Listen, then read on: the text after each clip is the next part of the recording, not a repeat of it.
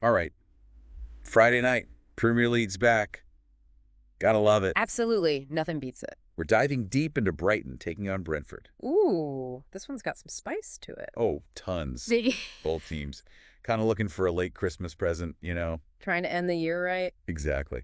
Brentford especially. They haven't won a year-ending league game since 2022. Right. Wins and losses, Right. back and forth, last 5 years. And they break the pattern? That's what we're going to figure out. I've been digging through all the pre-match data. Let's see what you got. First off, Brighton at home. They've been pretty solid at the Amex, haven't they? Yeah, 3 wins, 4 draws, just that 1 loss this season. But that one loss was pretty recent, that 3-1 thumping by Crystal Palace. Yeah, gotta sting a bit.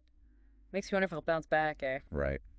And their new manager, Hürzeler, he likes to keep things interesting. Oh, he does. 16 out of 20 games under him, both teams scored. That's a lot of goals. It is. At home, it's even crazier. 9 out of 11 games, both sides finding the net. Talk about an entertaining match for the fans. You said it.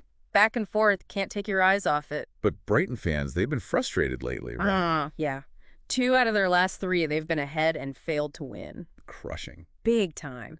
Got to regain that early season momentum, figure out how to close those games out. Pressure's on. Now, Brentford, they're coming into this one with, well, not a lot of momentum. No, not really. 4 losses in their last 5 competitive matches. Rough patch. Big time.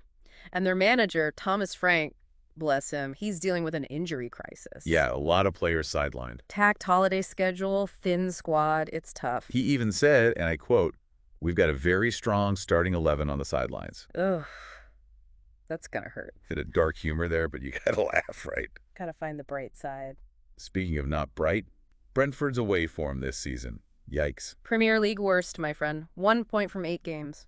1. That's relegation form. It is. Only Everton had it worse away from home in 2024. Desperate for points on the road. No doubt. But, silver lining, they've scored in each of their last 7 away losses. So they can find the net. You just need to turn that into points somehow. Easier said than done, but it's a start. It is. Now let's talk about some players. Who should we be watching in this one? Oh, plenty to choose from. For Brighton, got to mention Mats Wieffer. This guy's on fire. Oh, absolutely. Scored in his last 4 club appearances, every single one. And opened the scoring each time, including his first goal for Brighton. Not bad, eh? Not bad at all. For Brentford, I'm thinking Yoane Wissa. He's been on a tear as well. Every other game he's scored in his last 8 competitive outings. Likes to score early, too. Last 5 Premier League goals, all before halftime. Starts fast. Could be a wild opening few minutes with him on the pitch. And then there's this quirky stat about Brentford. You ready for this? Get me. Their last league game of the year, they've either won or lost for the past 5 years. No draws. Nope. 3 wins, 2 losses. Last year, a loss.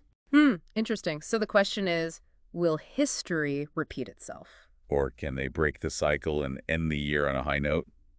Love it when these kinds of narratives pop up. All right, so both teams hungry for a win. We've got Brighton trying to find that consistency, that killer instinct. Yep.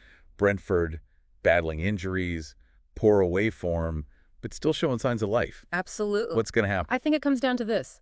Can Brighton's home field advantage and that attacking flair overcome Brentford's, let's call it, scrappy resilience? Can they defy the odds and maybe even that year-end trend? We'll have to watch and find out. Should be a good one. Can't wait. All right, everyone, enjoy the match. We'll catch you next time for another deep dive. See ya. Cheers.